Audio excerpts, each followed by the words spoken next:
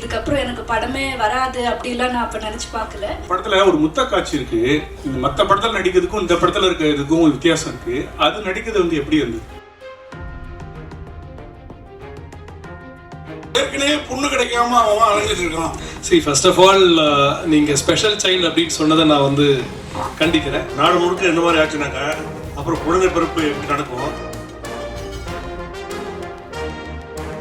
பிரச்சனை வரணும்னு நினைச்சிருந்தா நான் இந்த கதையை எடுத்து எழுதியிருக்கவே மாட்டேன், பண்ணியிருக்கவே மாட்டேன். இப்போ இருக்கிற லெஸ்பியனுக்கு இந்த படம் வந்து சொல்யூஷன் கொடுக்குமா? நீங்க கேட்குற கொஸ்டின் வந்து ஆக்சுவலி லெஸ்பியன் சார்ந்தது கிடையாது. இதை பார்த்துட்டு இப்படி மாறுவாங்க அப்படின்றது வந்து தவறான ஒரு கருத்து.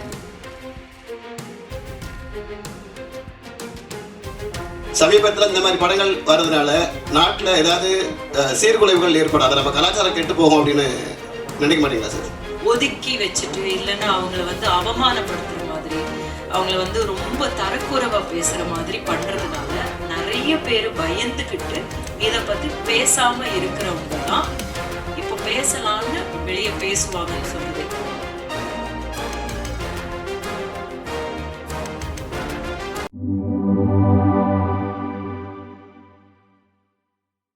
மேடம், இந்த மாதிரி கேரக்டர் பெரும்பாலும் ஒரு பெரிய கமர்ஷியல் ஹீரோயின், நல்ல தெரிஞ்ச ஹீரோயின் கொடுத்தா வேண்டாம் அப்படிம்பாங்க. ரிஸ்கா இருக்கு, நிறைய விமர்சனங்கள் வரும் அப்படிம்பாங்க. அப்புறம் செட்ல நடிக்கிறதும் ரொம்ப கஷ்டம். நீங்க எப்படி தைரியமா அதை ஒத்துக்கிட்டீங்க?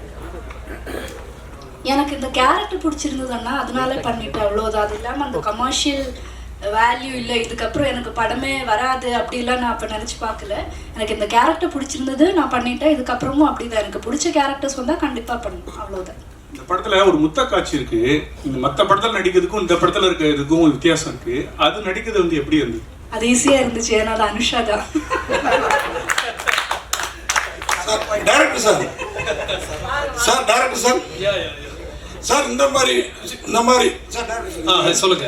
இந்த மாதிரி விஷயங்கள் ஆக்சுவலா வந்து இது ஒரு ஸ்பெஷல் சைல்டுன்னு சொல்றோம்ல, அந்த மாதிரி தானே இந்த ஹோமோ லெஸ்பியன்லாம். இது வந்து சமூகத்தில் நீங்கள் இந்த மாதிரி படம் எடுக்கிறப்போ ஒரு துணிச்சலான முயற்சி, அதை பாராட்டுறோம், படமாக கலைப்படைப்பாக ஏற்றுக்கலாம். ஆனால் இது இன்னும் ஜாஸ்தியாக கிடையாது. ஏற்கனவே பொண்ணு கிடைக்காம அவன் அலைஞ்சிட்டு இருக்கான் நிறையா மாப்பிள்ளைங்களுக்கு. என்ன இந்த மாதிரி விஷயங்களை யாராவது தன்னுடைய இதுவாக எடுத்துக்கிட்டு அதை ஃபாலோ பண்ணாங்கன்னா?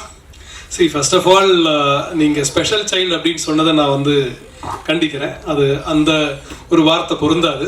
எல்லாரும் மாதிரியும் தான் அவங்க அப்படின்ற புரிதல் வரணுன்றதுக்காக தான் இந்த படம் எடுத்திருக்கேன் ஆக்சுவலாக. ஸோ டெஃபினட்டாக நீங்கள் ஃபர்ஸ்ட் டே ஃபர்ஸ்ட் ஷோ இந்த படம் பார்க்கணுன்னு நான் கேட்டுக்கிறேன். நீங்கள் கேட்ட அந்த கேள்விக்கான எல்லா பதிலும் அந்த படத்தில் இருக்கும். அப்படி கிடைக்கலன்னா நம்ம டெஃபினட்டாக உரையாடலாம். ஓகேங்களா? தேங்க்யூ. சார், இதில் 2 பெண்ணுங்க காதலிக்கிறாங்க. அவங்க வந்து தனியாக வாழணும்னு சொல்லிட்டு நடிக்கிறாங்க. அதுக்கு அப்பா அம்மா ஒத்துழைக்க மாட்டேங்கிறாங்க. பட் வழக்கமாக ஏற்கனவே நீங்கள் கோட் பண்ண மாதிரி தான் சமுதாயத்தில் வந்து ஒரு ஆண் பெண், ஆணுக்கு ஒரு பெண் அப்படின்னு சொல்லிட்டு தான் இருக்குது. பட் இந்த மாதிரி ஏற்கனவே கார்த்திக் இந்த மாதிரி பெண் கிடைக்க மாட்டேது அப்படின்னு சொல்லிலாம் சொல்கிறாங்க. நீங்கள் வந்து இதை வந்து வற்புறுத்தி சொல்லும்போது நாடு முழுக்க இந்த மாதிரி ஆச்சுனாக்கா அப்புறம் குழந்தை பிறப்பு எப்படி நடக்கும்? அப்புறம் அதுக்கு பிறகு வந்து பெண்கள் அவங்க மட்டுமே குடும்பம் நடத்தலாமா? இந்த மாதிரி கேள்வியெல்லாம் இருக்குது. இதுக்கெல்லாம் நீங்கள் என்ன விட சொல்ல போகிறீங்க படத்தில்? எனக்கு ஆக்சுவலி ரொம்ப சந்தோஷமாக இருக்குங்க, ரொம்ப சந்தோஷமாக இருக்குது. முதல் அந்த சார் கேட்ட கேள்வியாக இருந்தாலும், கார்த்திக் சார் கேட்ட கேள்வியாக இருந்தாலும் சரி, சார் உங்கள் பேர் ஜெயச்சந்திரன் சார், நீங்கள் கேட்ட கேள்விகளாக இருந்தாலும் எனக்கு ரொம்ப சந்தோஷமாக இருக்குது. ஏன்னா நான் அந்த எல்லா கேள்விக்குமே இதில் ஒரு கதாபாத்திரங்கள் அது ஆன்சர் பண்ணுது. உங்களோட அந்த ஆதங்களும் அந்த கேள்விகளும் இந்த படத்துல இருக்கிற ஒவ்வொரு கேரக்டருக்கு இருக்கு. அது அவங்க என்ன பதில் சொல்றாங்கன்னா நீங்க படம் பார்த்தா உங்களுக்கு புரியும். நான் இப்ப அதை சொல்லிட்டா நான் படத்துல இருக்க டைலாக் சொல்ற மாதிரி இருக்கும், அதனால நான் அவாய்ட் பண்றேன். டெஃபினட்டா நம்ம இதோட படத்தோட ரிலீஸ் முடிச்சதுக்கு அப்புறம் நம்ம டெஃபினட்டா டீடைலா பேசுவோம். சார் 2000 சார் நீங்க கேட்ட அதே கேள்வி வினித் சார் அதுலயும் கேட்டாரு. எல்லாரும் ஜெயிச்சது சார். இப்ப வினித் சார் எல்லா கேள்வியும் கேட்டாரு. அதனால நீங்க படம் மட்டும் பாத்துருங்க. அதுல உங்க கேள்விக்கு எல்லாரும் அவர் கேட்டிருப்பாரு. அதுக்கு பதில் வந்து லிஜோ சொல்லியிருப்பாங்க, அது பிறகு அனுஷா சொல்லியிருப்பாங்க, டைரக்டர் வந்து அவங்க மூலமா சொல்லுவாரு. நீங்க பாருங்க சார். 2023 வாழும் தொடர்ந்து இடம் நீதானே, இதே மாதிரி ஒரு ஸ்கிரிப்ட் தான் அந்த படமும். சரிங்களா? அந்த படத்துலயே வந்து ஒரு லாஸ்ட் எண்டிங்கில் வந்து ஒரு மக்கள்கிட்ட கொடுத்துருவாங்க. அந்த கிளைமேக்ஸ். ஸோ அதே மாதிரி தான் நிறைய படம் நீங்கள் பார்த்தீங்கன்னா மக்கள்கிட்ட கொடுத்துட்றாங்க. ஏன் அது மாதிரி கொடுக்குறீங்க? ஏன்னா உங்களால் தெளிவான ஒரு முடிவு எடுக்க முடியலையா? எல்லாரையும் தான் கேட்குறாங்க, தெளிவான முடிவு எடுக்க முடியலையா? இல்லை ஒரு முடிவு சொன்னால் எல்லாருக்கும் ஏதாவது பிரச்சனை வரும்னு சொல்லிட்டு பண்ண மாட்டீங்களா? பிரச்சனை வரணும்னு நினச்சிருந்தா நான் இந்த கதையை எடுத்து எழுதியிருக்கவே மாட்டேன், பண்ணியிருக்கவே மாட்டேன். இது பிரச்சனையாக இருக்குன்றதுனால தான் இந்த கதையை பண்ணேன். சரிங்களா? இந்த படத்தில் நான் வந்து ஒரு ஓப்பன் ஹேண்டடாக விடலை. இந்த படம் பார்த்தா உங்களுக்கு ரொம்ப தெளிவாக புரியும். அதோட ஏன்னா நான் இப்போ சொல்ல முடியாது. படம் ரிலீஸ்னால் நம்ம ரொம்ப டீட்டெயிலாக பேசியிருக்கலாம். டெஃபினட்டாக இது வந்து ஓப்பன் ஹேண்டட் படம் கிடையாது.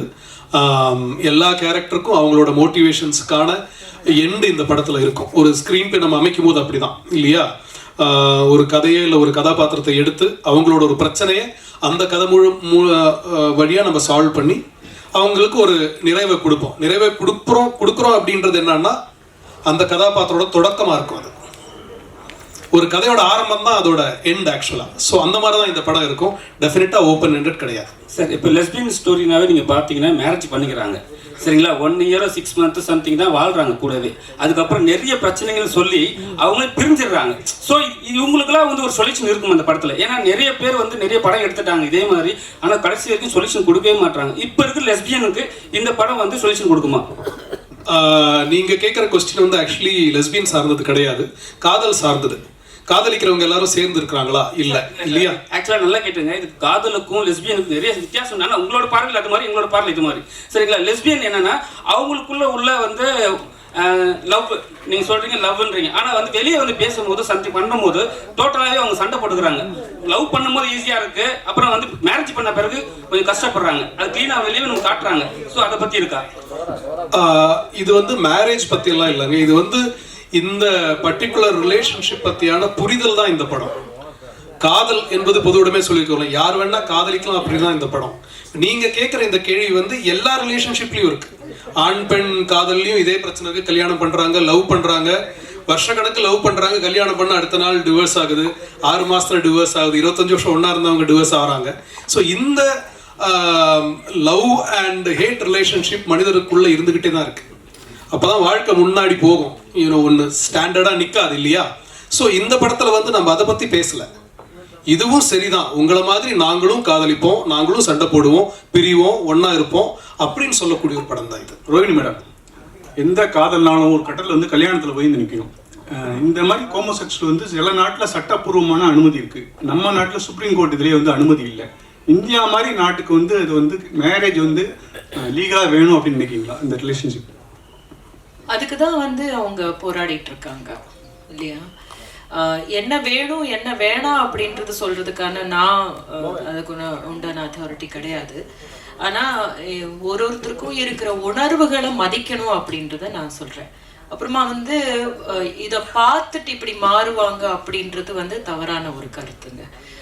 ஏற்கனவே அந்த மாதிரியான உணர்வுகளோட இருக்கிறவங்க அதை வெளியே சொல்ல முடியாம தவிக்கிறவங்க தான் வந்து இப்ப சொல்லலாம் போல இருக்கு. அது வந்து கம்மிங் அவுட் அப்படின்னு சொல்லுவாங்க இங்கிலீஷ்ல. கம்மிங் அவுட் அப்படின்ற இடத்துக்கு போகலாம் போல இருக்கு அப்படின்ற ஒரு தைரியம் வேணும்னா நம்ம சமூகம் கொடுக்குற இடத்துக்கு போகும் அப்படின்னு நினைக்கிறேன். நன்றி சார். சார், இப்போ வந்து நீங்களே வந்து இந்த வீக் வந்து 2 படம் 2K கிட்ஸ், அது வந்து love tone Singh 2K 90 something போது படம். இப்போ வந்து இந்த படம் நீங்கள் லெஸ்பியன். ஆனால் என்னன்னா February 14 ரிலீஸ் பண்ண காரணம் என்ன? முதல்ல ஏன்னா லவ்வர்ஸ் தான் வந்து நிறைய அவஸ்தைப்படுறானுங்க பொண்ணு கிடைக்காம. சொன்ன மாதிரி பொண்ணு கிடைக்காம அவ்வளவு பேர் அவஸ்தைப்படுறாங்கன்னு நல்லா சொல்றீங்க. ஒன்னே சொல்லிடுறேன், இந்த படம் வந்து நாங்க நவம்பர்ல டிசைட் பண்ணும் போது அவர் ஒன்னே தான் சொன்னாரு. அன்னைக்கு சொன்னாரு, சார் இது வந்து வேலண்டைன்ஸ் டே நாங்க கொண்டு வரணும்னு ஆசைப்பட்ட படம் இல்ல, காதல் என்பது பொது உடைமைன்னு சொல்லிட்ட பிறகு நான் வேலண்டைன்ஸ் டே 2024 கொண்டு வரணும் ட்ரை பண்ணேன் சார். அப்போ ப்ரொடியூசர்ஸ்க்கு சில சிக்கல்னால கொண்டு வர முடியல. அட்லீஸ்ட் 2025 நீங்க லவர்ஸ் டே கொண்டு வந்துடலாம் சார், ஏன்னா அதுதான் சரியான டேட் இந்த படத்துக்கு, it's a tribute to lovers அப்படின்னாரு. சரி சார், நம்ம வந்து February 14 வந்துடலாம்னு சொல்லிட்டு நாங்கள் February 14 அனௌன்ஸ் பண்ணிட்டு அப்பயே அனௌன்ஸ் பண்ணிட்டு எல்லாம் பண்ணிட்டே இருந்தோம். 2K லவ் ஸ்டோரி வந்து ஜனவரியில் எங்கிட்ட வந்து சுசீந்தர் சார் படத்தை காமிக்கும் போது அதுவும் வேலண்டைன்ஸ் டே படம் தான். ஏன்னா அது வேற மாதிரியான லவ் சொல்லுது. அந்த படத்தை பார்த்தீங்கன்னா அது வேற ஒரு புரிதல். இந்த 2K ஜெனரேஷன் லவ் எப்படி அணுகுறாங்க அப்படின்றத ரொம்ப மெச்சூர்டா ரொம்ப பிரமாதமா வந்து சுசீந்தர் சார் சொல்லியிருக்காரு.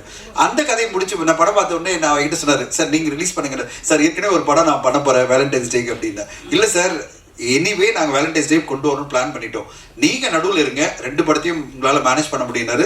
உண்மையிலேயே சேலஞ்சாக தான் இருக்குது எனக்கு, ஏன்னா 2 பேரையும் மேனேஜ் பண்ணணும், 2 ப்ரொமோஷனையும் பார்க்கணும், 2 ஈவெண்ட் அரேஞ்ச் பண்ணணும். ஆனால் 2 வேறு விதமான படங்கள், ஒரே மாதிரி படங்கள்ல அது வேறு மாதிரியான ஒரு கான்செப்ட் படம். இது எனக்கு மனசளவில் ஆத்மார்த்தமான ஒரு படம். மனசளவில் ஆத்மார்த்தமான படம்னா சில படங்கள் நம்ம நெஞ்சில் வந்து ஆழமாக பதியும், அந்த மாதிரி ஒரு படம் அது. அது இந்த கால யங்ஸ்டர்ஸ் எப்படி வந்து காதல் அணுகுறாங்கன்றதை பார்க்கும்போது ஒரு நம்பிக்கை கொடுக்குற அந்த படம் அது 2K லவ் ஸ்டோரி. இந்த படம் மனசளவில் நம்மளை வந்து ரொம்ப பாதிக்குது. மனசளவில் வந்து இந்த ஒரு கம்யூனிட்டின்னு அப்படின்னு ஒதுக்கிடாம அவங்க பார்ட் ஆஃப் அவர் ஃபேமிலி, நம்ம ஃபேமிலி தான் அவங்க. அவங்களுக்கு ஒரு உணர்வு இருக்குல்ல, படம் ஃபுல்லாக உணர்வுகளை பற்றி தான் அந்த படம் பேசும். உணர்வுகளை புரிஞ்சுக்கிட்டீங்கன்னா உங்களுக்கு வந்து எல்லாமே எம்பத்தி பண்ணுவீங்க. நீங்கள் வந்து இவங்களை ஒதுக்கி வைக்கிற ஒரு கம்யூனிட்டி கிடையாது, இல்லை அந்த செக்மெண்ட் கிடையாது. எல்லாருமே நம்மளோட சார்ந்தவங்க தான், அவங்களும் நம்மளோட இருக்கிறவங்க தான். அந்த உணர்வுகளோட நம்ம ஒத்துக்கணும் அவங்கள அப்படின்றதுக்காக இந்த படம் ரொம்ப அருமையாக வந்திருந்தது. பார்த்த உடனே நானும் என் மனைவி தான் பார்த்தோம். இது வந்து நான் அது ஒரு மேல் பெர்ஸ்பெக்டிவ் அப்படின்லாம் இல்லை, என் மனைவிங்க வந்திருக்காங்க. நாங்கள்லாம் பார்த்த உடனே இந்த படம் வந்து நல்லா இருக்கு, இந்த படம் நம்ம கண்டிப்பாக மக்கள் மத்தியில் கொண்டு செல்லணும் அப்படின்னு ஆசைப்பட்டு கொண்டு வந்திருக்கோம். ஊடக நண்பர்கள் துணையோட, மக்களோட துணையோட இந்த படம் வந்து பரவலான மக்களை ரீச் பண்ண நம்புறேன். ஒரே விஷயம் சொல்ல, இன்னைக்கு காலையில் நான் டிஸ்ட்ரிபியூட்டர் கிட்ட நான் பேசியிருந்தேன், எங்கள் டீம் ஃபுல்லாக தமிழ்நாடு ஃபுல்லாக. அவங்க சொன்னாங்க காதலது பொது உடைமை பற்றி எல்லா ஸ்க்ரீனும் வந்து போடணும் ஆசைப்படுறாங்க, இந்த படத்துக்கு ஏதோ ஒரு விஷயம் இருக்கு அப்படின்னு நம்புறாங்க அப்படின்னாங்க. நான் சொன்னேன் மல்டிப்ளெக்ஸ்ல எல்லாம் இந்த படம் கண்டிப்பா வரணும், மக்கள் மத்தியில இந்த படத்துக்கு ஒரு எதிர்பார்ப்பு இருக்கு, அந்த ஒரு நல்ல ஒரு நம்பிக்கை இருக்கு. அந்த நம்பிக்கைக்கு ஏற்ற மாதிரி நீங்க படம் பார்க்கும்போது நீங்க கண்டிப்பா சொல்லுவீங்க நம்புறேன். ஏன்னா இந்த படத்தை பார்த்த சில ஊடக நண்பர்கள் இப்போ சில பேர் தான் பார்க்க முடிஞ்சது. ஏன்னா நாங்க வந்து ஒரு இன்ஃப்ளூயன்சஸ் இல்ல ஃப்ரெண்ட்ஸை கூப்பிட்டு படம் காமிக்கும் போது அவங்க எல்லாருமே சொன்னாங்க, சார் அருமையான படம் கொடுத்துருக்கீங்க அப்படின்னாங்க. அது நீங்களும் சொல்வீங்க நாளடிக்கு அப்படின்னு நான் நம்புறேன். நீங்களும் சொன்ன பிறகு அது கண்டிப்பா மக்கள் மத்தியில் போய் சேரும், மக்களும் அதே மாதிரி சொல்லுவாங்க. அதுக்கு பிறகு இந்த படம் அதுக்கான ஆடியன்ஸ் போய் ரீச் பண்ணிடும் நம்பிக்கையோடு தான் காத்திருக்கிறோம். மேடம், ரோகிணி மேடம், நீங்கள் பேசுகிறப்ப சொன்னீங்க இந்த மாதிரி மாறிடுவாங்க அப்படிங்கிறதெல்லாம் நான் ஏற்றுக்க மாட்டேன் அப்படின்ட்டு. அது அவங்களுக்குள்ளார உள்ளது அப்படின்னா அது ஒரு திருநங்கை மாதிரி ஒரு ஸ்பெஷல் சைல்டு மாதிரி அவங்களுக்குள்ள பர்டிகுலர் கேரக்டர் தானே, டேரக்டர் இல்லைன்னாரு. இது நான் உங்கள்கிட்ட இன்னொரு கேள்வியும் கேட்டுறேன். இப்போ நான் ஹாஸ்டலில் இருந்திருக்கிறேன், ஒரு 3 வருஷம் ஊட்டியில் படிச்சிருக்கிறேன். அப்போது நமக்கும் நம்ம ஃப்ரெண்ட்ஸுங்க சில தடம் மாதிரி போயிருக்குது. ஆனால் திருப்பி எல்லாருமே இப்போ ஃபேமிலி மேனாக கல்யாணம் பண்ணிட்டு குழந்தை குட்டி பார்த்துட்டு வாழ்ந்துட்டு தான் இருக்கிறாங்க. ஓகேங்களா? இந்த மாதிரி படங்கள் அந்த மாதிரி மாத்துறதுக்கு வாய்ப்பு இல்லையா? நீங்க சொன்னதுனால சொல்றேன், இவருக்கும் அதே கேள்வி தான் கேட்குறேன். ஏன்னா என்கிட்ட ஒரு ஸ்பெஷல் சைல்டு பையன் இருக்கிறான். ஹரிதாஸ் பார்த்த பிறகு இவனை எப்படா வளர்க்க போறோங்கிற பயம் இருந்தது, இப்போ வளர்த்துட்டு இருக்கான் நல்லாவே. ஸோ அந்த மாதிரி இந்த மாதிரி பசங்களை வச்சிருக்க பேரண்ட்ஸுக்கு இந்த படம் ஒரு ஆறுதலா இந்த மாதிரி இருந்தாலும் ஏற்றுக்கோங்க அப்படிங்கிற முடிவை தருமா, அதையும் கேட்குறேன். பேசிக்கலி இது வந்து ஃபேமிலிஸ்க்கான ஒரு படம் தான். நீங்க சொல்ற மாதிரி ஸ்பெஷல் சைல்டுன்னு அந்த கேட்டகரிக்கும் இதுக்கும் சம்பந்தம் இல்லை, பொருத்தமான வார்த்தை இல்லை அது அப்படின்னு அது புரிய வைக்கிறதுக்கு தான் பேசுறது. இன்னொரு விஷயம் என்னன்னா வந்து எக்ஸ்பெரிமெண்டிங் அப்படின்ற இடத்துக்கு இல்லை. ஆக்சுவலி உணர்வு ரீதியாகவே அவங்களுக்கு வந்து ஒரு சில பேருக்கு இருக்கிற தெரிவுகள், அதாவது தேர்வு அப்படின்னு வரும்போது அதை நம்ம என்ன மாதிரி பார்க்குறோம் நம்ம அப்படின்றது வந்து நமக்கு அது பழக்கப்படாததுனால, நமக்கு தெரியாததுனால எப்படி பார்க்குறோம். நம்ம வந்து சொசைட்டி வந்து இப்படி ஒதுக்கி வச்சுட்டு, இல்லைன்னா அவங்கள வந்து அவமானப்படுத்துற மாதிரி, அவங்கள வந்து ரொம்ப தரக்குறைவா பேசுற மாதிரி பண்றதுனால நிறைய பேர் பயந்துக்கிட்டு இதை பத்தி பேசாம இருக்கிறவங்க தான் இப்போ பேசலான்னு வெளியே பேசுவாங்கன்னு சொல்றது. யாருமே வந்து இப்போ ஒரு கருப்பா இருக்கிறவங்க கருப்பா தான் இருக்காங்க இல்லையா, அந்த மாதிரி தான் இது.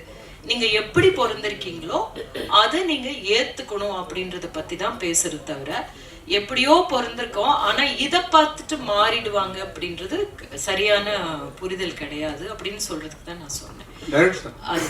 டைரக்டர் சார், இந்த பாட்டு வரி வந்து காதல் என்பது பொருள் வந்து பாலன ராஜா சார் உள்ளது, எங்கேயாவது உள்ள வருதா? பெர்மிஷன் வாங்கி பயன்படுத்திருக்கீங்களா? ரீமிக்ஸ் மாதிரி ஏதாவது வருதா? ப்ரமோல மட்டும்தான் இருக்கு, படத்துல அந்த பாட்டு யூஸ் பண்ணுறாங்க. ப்ரமோக்கு பர்மிஷன் கொடுத்தாங்க.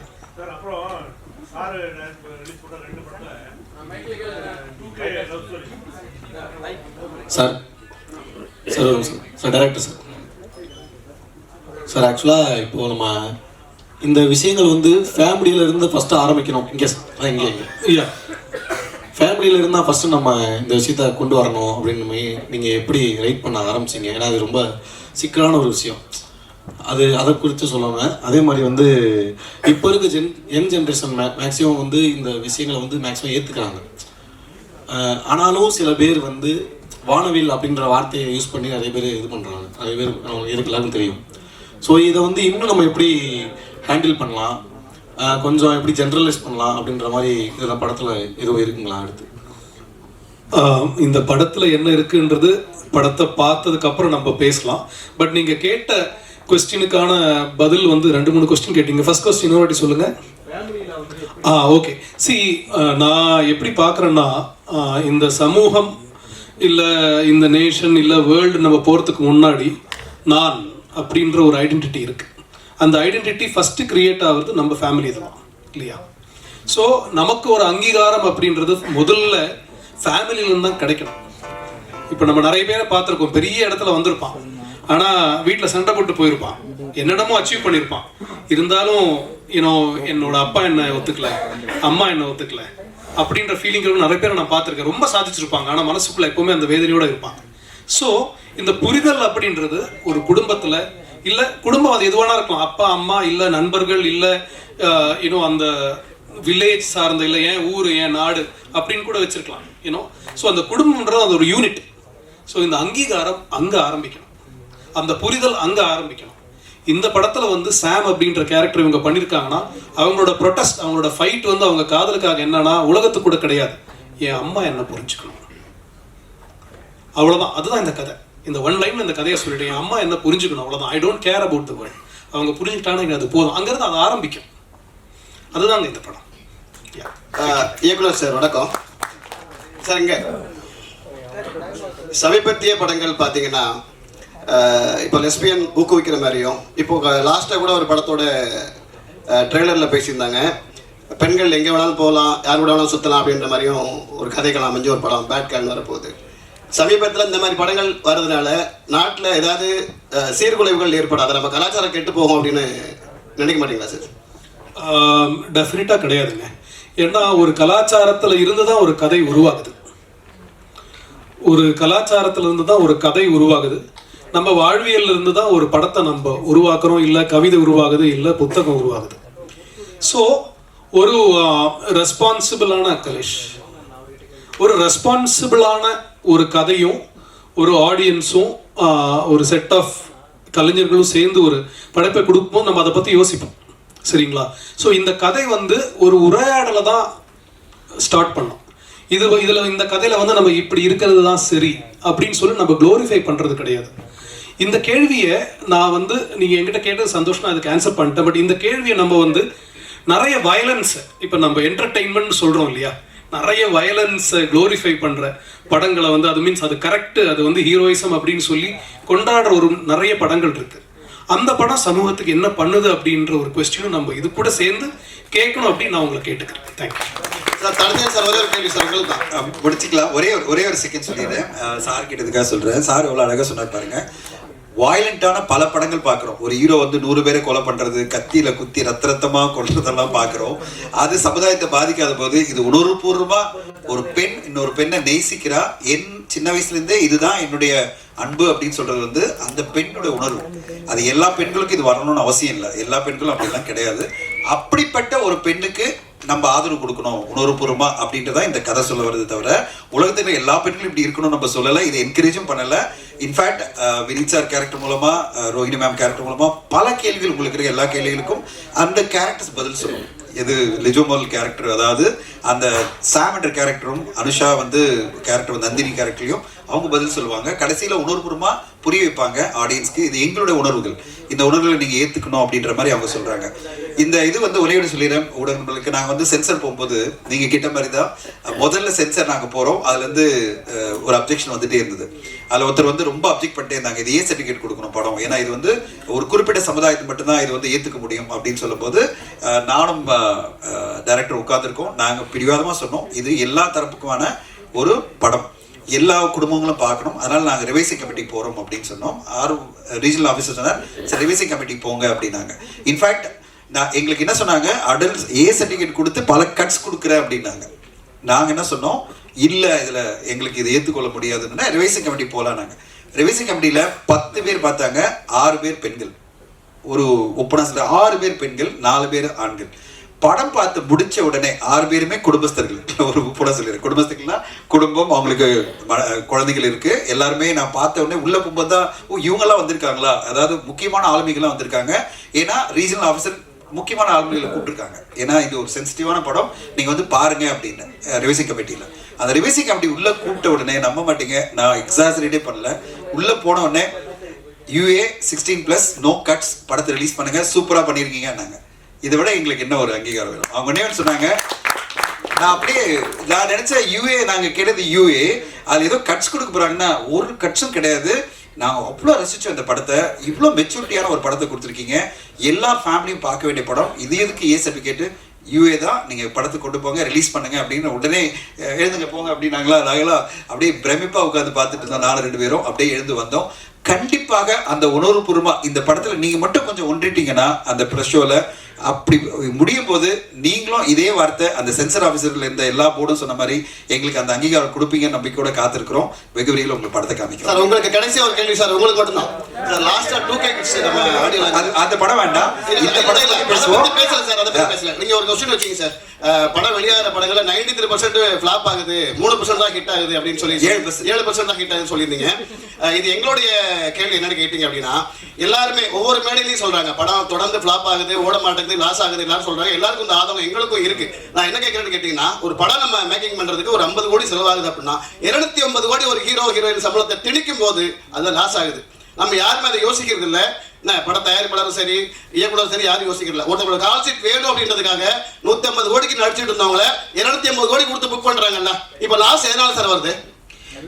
இந்த பெரிய நடிகர் நடிச்ச படங்கள்ல ஒரே ஒரு புரிதல், நான் தனியா ஒரு ஒர்க் ஷாப்பே உங்களுக்கு பண்ணிடுறேன், ஏன்னா அதெல்லாம் நான் பண்ணிட்டு இருக்கிற ஆள் தான். பெரிய நடிகர் நடிச்ச படங்கள்ல 70% 80% ரெவன்யூ வந்து அதர் ரெவன்யூலேயே உங்களுக்கு வந்துடும். எதனால் அவ்வளோ சம்பளம் கொடுக்குறாங்கன்னா, ஒரு டிஜிட்டல் வந்து அவ்வளோ விலை கொடுத்து வாங்க ரெடியாக இருக்காங்க, சேட்டலைட் வாங்க ரெடியாக இருக்காங்க, மியூசிக் வாங்க ரெடியாக இருக்காங்க. ஆனால் அதே ஒரு சின்ன படமாக வரும்போது எல்லாரும் சொல்கிற ஒரே வார்த்தை என்ன தெரியுமா சார்? ஊடகங்கள் என்ன சொல்லுது, ஆடியன்ஸ் என்ன சொல்கிறாங்க, அது பிறகு வாங்குறேன்றாங்க. எந்த அளவு, அதாவது நாங்கள் எப்படி ஒரு சின்ன படம் எடுத்த எல்லா தயாரிப்பாளரும் நம்பி இருக்கிறது எது தெரியுமா? உங்களையும் ஆடியன்ஸை தான் நம்பி இருக்கோம். அவங்க நல்லா இருக்கு சொன்னாதான் சேட்டலைட் வந்து வாங்குவாங்க, டிஜிட்டல் வாங்குவாங்க. பெரிய நடிகர் நடிச்ச படம்னா எல்லாத்தையும் வந்து முதலே வாங்கிடுவாங்க. அதனால அவங்களுக்கு எந்த பயமும் இல்லை. அதனால அந்த படத்தோட கம்பேர் பண்ணாதீங்க. நாங்கெல்லாம் வந்து எதிர்பார்த்துட்டு இருக்கிறது உங்க மாதிரி இந்த மாதிரி படங்களுக்கு உங்களுடைய ஆதரவு தான். சார் லாஸ்ட் கொஸ்டின் என்னன்னா, ரொம்ப நாளுக்கு அப்புறம் இது மாதிரி ஒரு படம் பண்றீங்க தமிழ் சினிமால. ஏன்னா நீங்க வந்து 80s 90s வந்து உங்களை வந்து கொண்டாடினாங்க. ரொம்ப நாள் படம் பண்ணாத காரணம் என்ன? ஏன் வந்து ஃபர்ஸ்ட் இப்போ ரொம்ப நாளுக்கு அப்புறம் இந்த படம் பண்ண காரணம்? ஆனா வந்து சோசியல் மீடியாவில் கடைசி வரைக்கும் அவங்க ட்ரெண்ட் பண்ணே இருக்காங்க. சந்திரமுகியா இருந்தாலும் சரி, சக்கரையா இருந்தாலும் சரி, எல்லாமே ட்ரெண்ட் பண்ணுங்க. அது எப்படி பாக்குறீங்க? இல்லைங்க, ஆஸ் அன் ஆக்டர் எனக்கு வந்து டெலிபரேட்டா ஒரு கான்ஷியஸா எடுத்த பிரேக் அப்படிலாம் கிடையாது. வாய்ப்புகள் கம்மி தான் டெஃபினெட்லி. அண்ட் அது 2 ரீசன்ஸ். ஒன்று நம்மளோட சக்ஸஸ் ரேஷியோ, அது பொறுத்த வரைக்கும் தான் நமக்கு வாய்ப்புகள் வரும். எனக்கு ஆனால் பர்சனல் நோட், எனக்கு வந்து அந்த கேரக்டர் சேலஞ்சிங்காக இருக்கணும், என்னால் ஏதாவது கான்ட்ரிபியூட் பண்ண முடியணும். அப்படி இருக்கிறது தான் நான், especially after the point of time, இப்போ at this point of my career, at this age, this is the time to explore different characters. So அதனால டைம் எடுத்து இப்போ வர்ற எல்லா ரோலும் பண்ணாமல், இப்போ மலையாளத்தில் நான் பண்ணிட்டு இருக்கேன் நிறைய படங்கள், தமிழில் ஆல்சோ வரும்போது இந்த மாதிரி தான் ரேராக வருது. ஸோ அதுதான் உண்மை ஆக்சுவலி. அதனால நான் டெலிபரேட்டாக பிரேக்கு அப்படிலாம் இல்லை. அஃப்கோர்ஸ் மை டான்சிங் ப்ரொஃபஷன், என்னோட டான்ஸ் ஸ்கூல் அதெல்லாம் ஒரு சைடில் வேற போயிட்டு இருக்கு. But as an actor I think it is very important. ஏன்னா மக்கள் மனசு, இப்போ நீங்கள் சக்கரை எடுத்து சொல்றீங்க, காதல் தேசம் எடுத்து சொல்றீங்க, மே மாதம், ஒரு Chandramukhi, that goodwill is so important. நம்ம என்ன பெர்ஃபார்ம் பண்ணியிருக்கோம் அது எப்போ அது மனசில் இருக்கும் மக்களுக்கு. இப்போ இன்னைக்கும் எங்கிட்ட இப்போ மோர் தென் 33 இயர்ஸ் அவரை பற்றி இன்னைக்கும் நான் ஒரு கேபில் ஏறினா அந்த படத்தை பற்றி, அந்த கேரக்டர் பற்றி மக்கள் எங்கிட்ட பேசுறதுன்னா it is because of that craft, அந்த டைரக்டரோட, அந்த ரைட்டரோட, இளையராஜா சாரோட மியூசிக், அந்த டீமோட ஒர்க். ஸோ அந்த மாதிரி டீமில் அந்த மாதிரி ஒரு வாய்ப்பு வரும்போது தான் பண்ணணுன்றது என்னோட ஒரு பேசிக் பாலிசி. அப்போதான் மக்கள் மனதில் நம்ம இருக்கும். ஸோ அதனால ஆஃப்டர் லாங் டைம் எனக்கு இந்த மாதிரி, of course I have done in between படங்கள் பண்ணிட்டு இருந்தேன். JP when he sent the script I was so fascinated. ஏன்னா அந்த ஏஜுக்கு ஏற்ற மாதிரி நான் இதுவரை பெர்ஃபார்ம் பண்ணாத மாதிரி அண்ட் ஸோ அது ஒரு சேலஞ்சாக இருந்தது. And I was confident. அது தட் இஸ் வெரி இம்பார்ட்டன்ட். இது பண்ணி it has to be justified. அது நம்ம டிஸ்கஷன்ல he also felt the confidence that என்னால் பண்ண முடியும். அப்படியே வந்தது. தேங்க்யூ.